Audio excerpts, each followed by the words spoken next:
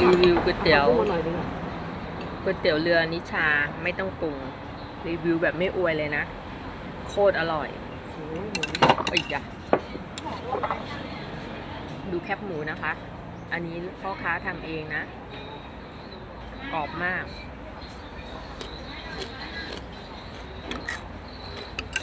มาลองกินกันดู อันนี้จะเป็นเนื้อ นี่ไม่ได้ปรุงเลยนะคะ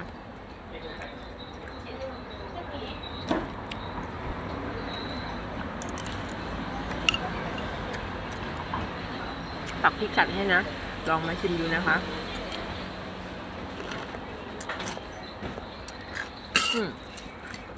ไม่ได้ปรุงเลยนะคะ อร่อยมาก เผ็ดกำลังดี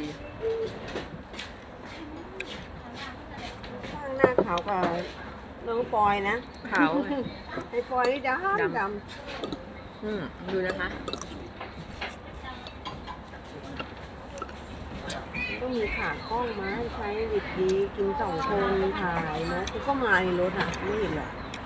มันก็ไม่รู้มึงจะมาถ่ายตอนนี้ก็ โอเค อร่อยมากนะคะพิกัด เดี๋ยวแปะลิงก์ไว้ให้ มี นะคะ เหรอ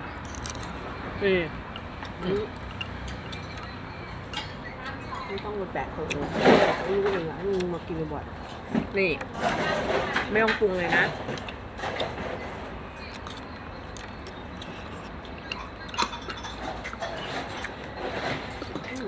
อร่อยจริง อร่อยมากแคบหมู ข้าวหมูอร่อย แคบหมูทำเอง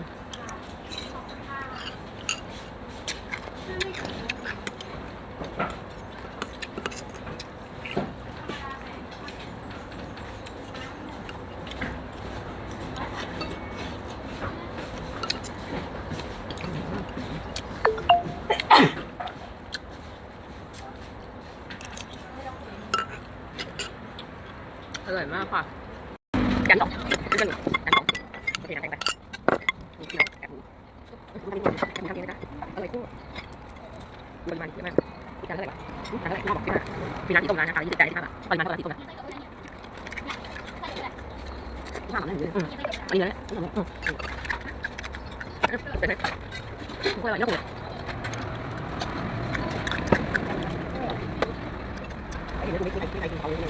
น่าจะอร่อยใครทำไม่โดนดีเว้ยน่าจะทำไม่ใครทำเลยจริงๆไม่ทำแต่ก็ไม่เคยทำแต่เดี๋ยวไม่ต่อทำไม่ได้หรอกเพราะอะไรไม่รู้กินกันงั้นดูไปหน่อยก็เยอะเลยนะ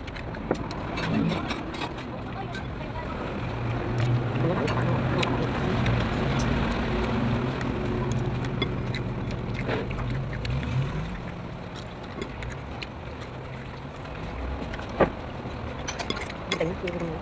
อันนี้ต้อง